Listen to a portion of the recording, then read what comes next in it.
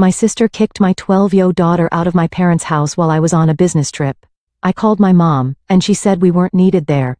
So I stopped paying their bills, and now they risk being on the streets. I never thought I'd be standing here again, staring at my parents' front door after all these years. My name's Bella, and this house holds memories I've tried hard to forget. My phone feels heavy in my pocket, still warm from my mom's unexpected call asking me to come over urgently. Behind me, my car sits in the driveway, and I can't help but think about my 9-year-old daughter Emma, who I just dropped off at my friend Sarah's place. It'll only take a couple of hours, I had told Emma, trying to sound more confident than I felt. The last time I properly spoke to my parents was at my grandmother's funeral 3 years ago. Before that, it was that terrible day when I was 18, when they chose my sister Lisa over me. I still remember standing in this very spot, tears streaming down my face, as they told me they were giving my college fund to Lisa for her wedding. But it's my education, I had screamed. Your sister needs a proper wedding, Mom had said firmly. You can take out student loans like everyone else. I left that day, and never really came back. My grandmother was the only one who stood by me. She helped me pay for community college, not the prestigious university I dreamed of. But it was something. I worked hard, got my degree, and built my own life. The years that followed were a blur of determination and small victories. I met Jack, my ex-husband, during my final year of college. We got married, had Emma, and for a while everything seemed perfect. Even after our divorce 2 years ago, things stayed civilized. Jack pays good alimony, and we both put Emma first. Now, at 36, I'm doing okay. The apartment I bought with my inheritance from Grandma, God bless her soul, brings in steady rental income. Between that, the alimony, and my part-time job at Marshall & Associates, I can afford to spend plenty of time with Emma. Taking a deep breath, I finally ring the doorbell. Whatever they want, I tell myself. I'm not that scared 18-year-old anymore. Bella, you came. Mom opens the door and her enthusiasm catches me off guard. She looks older than I remember. More gray in her hair, more lines around her eyes. Dad stands behind her, attempting a smile that doesn't quite reach his eyes. Where's Emma? Mom asks, peering around me. We haven't seen her since. She's at a friend's. I cut her off, stepping inside. You said it was urgent? The house smells the same, Mom's vanilla air freshener mixing with Dad's coffee. They lead me to the living room, and I notice how everything looks slightly worn down. The fancy furniture they bought for Lisa's wedding is showing its age. Would you like some tea? Mom asks, wringing her hands. Just tell me why you called, I say, remaining standing. It's been years, and suddenly it's urgent? Mom starts crying. Not the quiet tears I remember from my childhood, but deep body-shaking sobs. Dad puts his arm around her and I feel my stomach tighten. We're going to lose the house, he finally says. I wait knowing there's more. There's always more with them. Your sister, Mom begins, and I feel that familiar twist in my gut. Of course it's about Lisa. She asked us to take out a business loan for her husband, for Tom's business. We used the house as collateral. Let me guess, I say, my boy's flat, Lisa's not paying. Tom's business went bankrupt, Dad explains, looking everywhere but at me. Lisa and the kids are struggling. They've stopped making payments and we can't cover it ourselves. I start laughing, and they both look at me like I've lost my mind. Maybe I have. So you called me, the daughter you abandoned, the one whose education fund you gave away, to bail you out of another mess Lisa created? We know you're doing well, Mom says quickly, wiping her eyes. Your apartment, the rental income. We wouldn't ask if we weren't desperate. I stand there looking at these people who chose my sister over me at every turn, who didn't even send me a wedding invitation, who barely acknowledged me at my grandmother's funeral because Lisa was pregnant. I'll think about it. I hear myself say, and I'm as surprised as they are. I need to pick up Emma. As I drive away, I can't shake the feeling that I'm about to make either the biggest mistake or the most important decision of my life. Either way, nothing would ever be the same again. Mom, why are you crying? Emma asked as soon as I picked her up from Sarah's house. My daughter has always been perceptive, too perceptive sometimes. I quickly wiped my eyes, not even realizing I'd been crying during the drive. Just thinking about some stuff, sweetie, I said, trying to sound casual. Actually, I saw your grandparents today. Emma's eyes lit up instantly. Really? The ones from the pictures? Can I meet them? Of course she'd want to meet them. They were her grandparents, even if they'd never bothered to be part of her life. I spent the next week wrestling with my thoughts, barely sleeping, playing out every possible scenario in my head. You're insane, Sarah told me over coffee. After everything they did?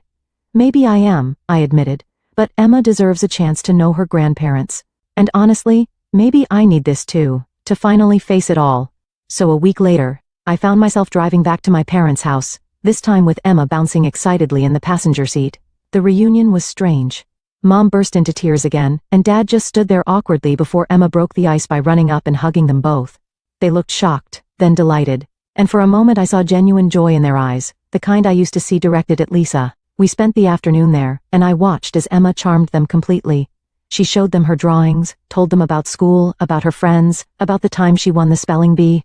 They listened to every word, and I saw something I hadn't expected, regret in their eyes when they looked at me. That evening, as Emma chatted happily about her grandparents on the drive home, I made my decision.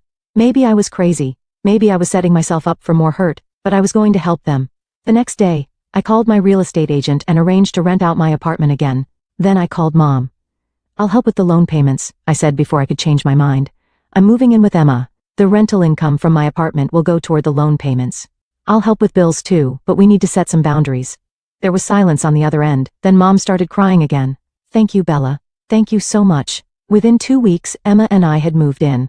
I bought new appliances for the house, a fancy refrigerator with an ice maker that Emma loved, a dishwasher that actually worked, and a washing machine that didn't sound like it was about to explode.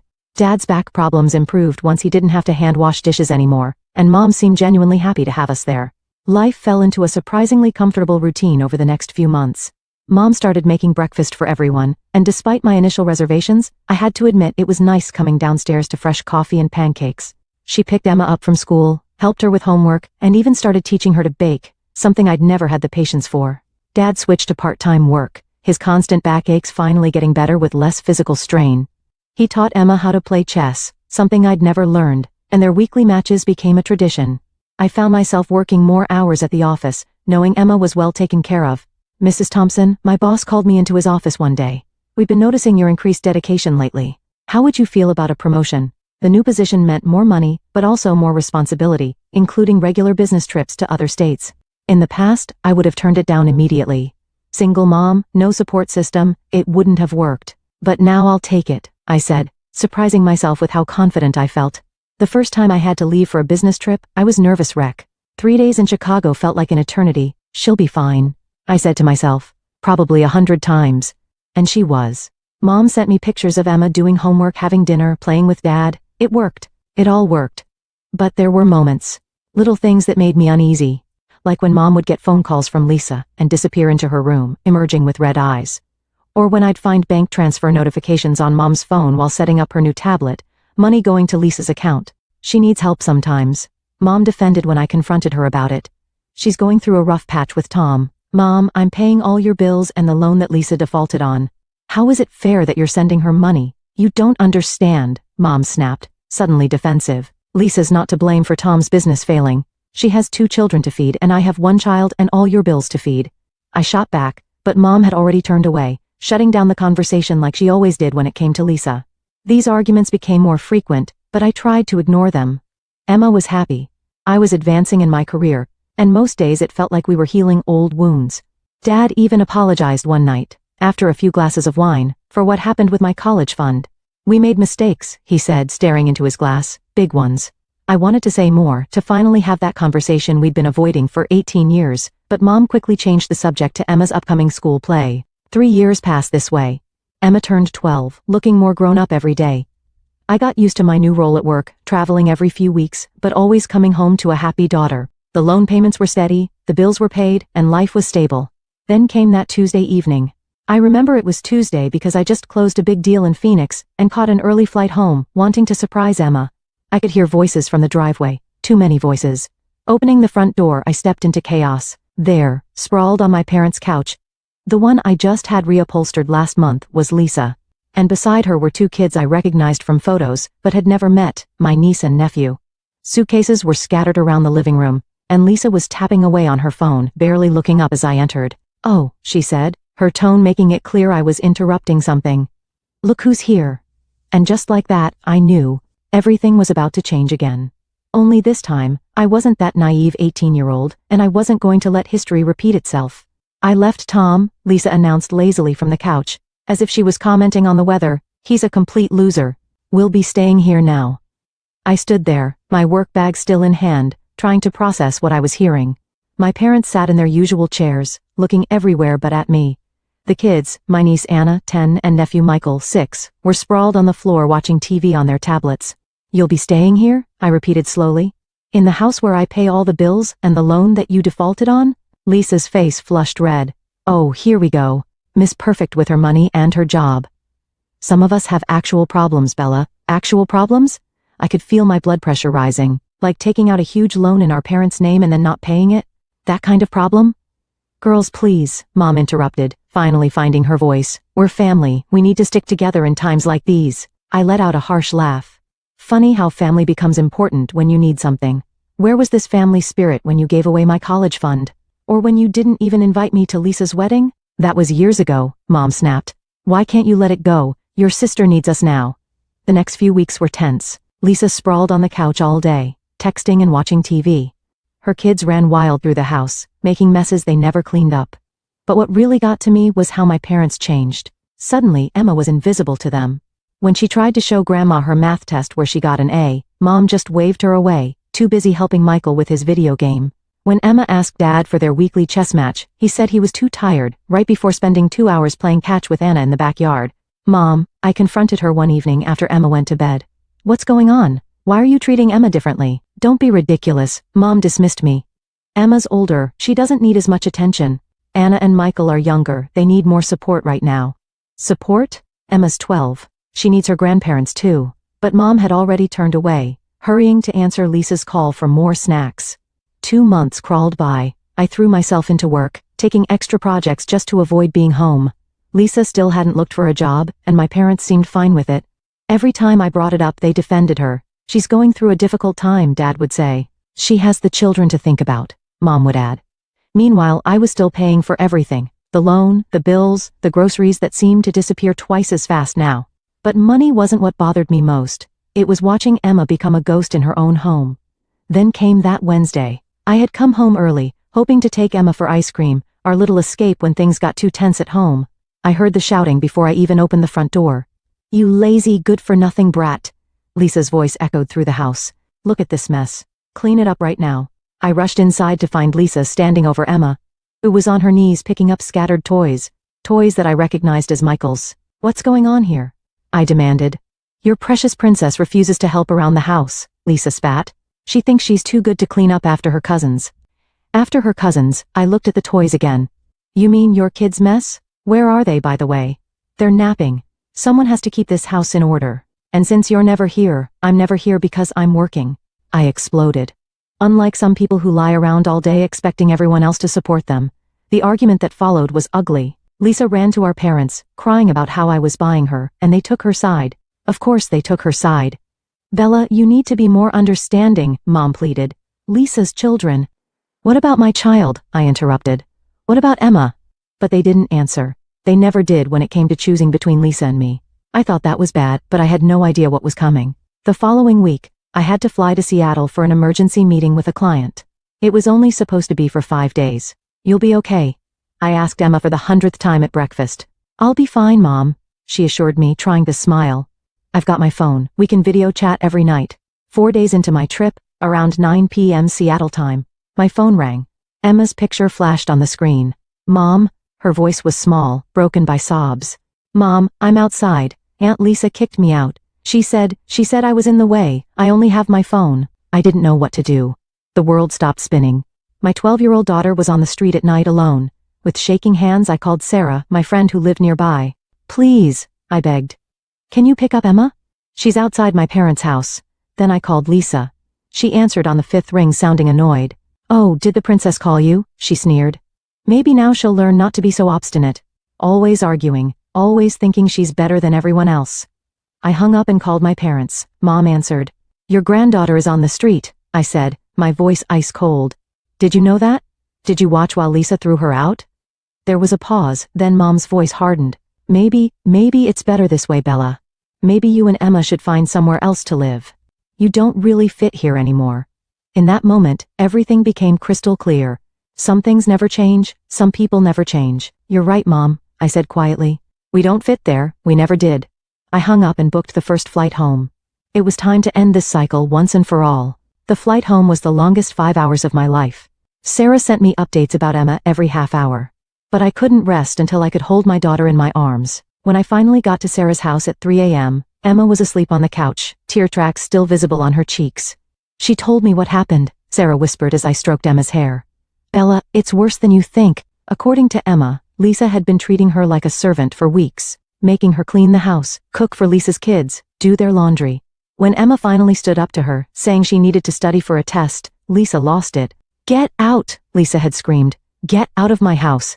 It's not your house, Emma had replied. My mom pays for everything. That's when Lisa grabbed Emma's arm and physically pushed her toward the door. My parents watched it happen. They watched and did nothing. I let Emma sleep and spent the night making calls. First to my rental agency, explaining the situation and asking them to help me end the current tenant's lease early. Then to my lawyer, asking about my rights regarding the appliances and furniture I bought for my parents' house. Finally, to a moving company. The next morning, I took Emma to breakfast at her favorite diner. Baby, I need you to be honest with me, I said, watching her pick at her pancakes. Has this happened before? Has Lisa hurt you before? Emma's silence told me everything. She said I was spoiled. Emma finally whispered, that I thought I was better than her kids. Grandma said the same thing, that I needed to learn my place. My hand shook as I gripped my coffee cup. Why didn't you tell me? Because you seemed happy, Emma said, looking up at me with those wise eyes that sometimes made me forget she was only 12. You were smiling more. And Grandma and Grandpa, sometimes they were nice. When Aunt Lisa wasn't around, I reached across the table and took her hand. Listen to me, Emma. Nothing, absolutely nothing is more important to me than you. Not my parents, not their house, not any of it. We're going home to our apartment. And this time, we're staying there. After breakfast, we drove to my parents' house. Lisa's car was gone, probably on one of her mysterious errands that never seemed to involve job hunting. Mom opened the door, surprise flickering across her face when she saw me. Bella, we didn't expect you back so soon. I walked past her without a word, Emma's hand firmly in mine. The moving crew I'd hired was already waiting outside. Take everything I bought, I instructed them. The refrigerator, washing machine, dishwasher, the new couch, the TV. I went through the house, pointing out every item I'd purchased over the past 3 years. You can't do this. Mom's voice rose in panic. We need those things. Actually, I can, I replied calmly, handing the movers my proof of purchase for each item. I bought them. They're mine. Dad came home while the movers were working. He stood in the doorway, watching as they dismantled the entertainment system I bought last Christmas. Bella, he started, but I cut him off. Just don't. You watched Lisa throw your granddaughter out on the street. You chose Lisa over me again, and this time you chose her over Emma too. We're done. But the lone mom's voice quivered. The bills. I turned to face them both. You'll have to figure that out yourselves, just like I had to figure out college on my own. Just like Emma had to figure out how to survive being kicked out of her home at night. Consider this my final payment for all the times you chose Lisa over me. The next few months were interesting. My parents and Lisa didn't go down without a fight. The call started the very next day, first from Mom, then Dad, then Lisa, then back to Mom. They left voicemails ranging from angry accusations to tearful pleas. The text messages were worse. Screenshots of their overdue bills, photos of Lisa's kids looking sad, guilt trip attempts about how they might lose the house. Mom even sent pictures of my old bedroom, as if that would somehow change my mind. Why don't you answer them? Emma asked one evening as my phone buzzed with another message. We were sitting on our apartment's balcony, sharing a pizza and watching the sunset. Our apartment felt different now, smaller than my parents' house, but somehow more spacious without the weight of their expectations. Because we don't owe them anything, I replied. Sometimes the best response is no response at all. Emma nodded, understanding in her eyes. I miss Grandpa's chess games sometimes, she admitted. But not how they made me feel when Aunt Lisa came. I pulled her close. We can get you chess lessons if you want. You can learn from someone who won't stop playing with you just because your cousin shows up. Weeks turned into months. Through the family grapevine, I heard updates about my parents' situation. They had gone back to working full-time, struggling to pay their bills. The bank was threatening foreclosure because they couldn't make the loan payments. Lisa still wasn't working, still complaining about me to anyone who would listen. I used the money I'd been spending on my parents' bills to take Emma on weekend trips instead.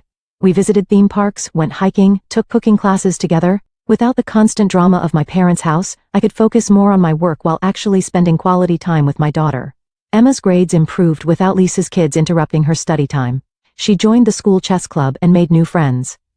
Sometimes, I caught her looking at old photos from our time at my parents' house. But she never asked to go back. One Sunday morning, almost a year after we'd left, I was making breakfast when Emma came into the kitchen, looking thoughtful. Mom, are you happy now? I stopped whisking the eggs and really thought about it. Was I happy? Happy that I'd walked away from a toxic situation? Happy that I'd protected my daughter? Happy that I'd finally broken free from the pattern of always putting Lisa first? Yes, I said finally, I am. Are you? Emma smiled, that bright, unworried smile I hadn't seen in years. Yeah, I like it being just us. Later that day, I deleted all my parents' numbers from my phone. I kept their voicemails though, stored in a folder labeled Never Again, a reminder of why we left, in case I ever started to doubt myself. I heard through relatives that the bank finally foreclosed on my parents' house. They moved into a small apartment, and Lisa found someone else to mooch off of, her new boyfriend apparently. Sometimes I wonder if they ever really understood what they did wrong, or if they're still telling themselves that I'm the selfish one. But honestly, I don't care anymore. Emma and I might be a small family, but we're a real one. We travel when we want, laugh when we want, and never have to apologize for taking up space in our own home. The money I used to spend on my parents' bills now goes into Emma's college fund, and this time, nobody's going to give it away for someone else's wedding.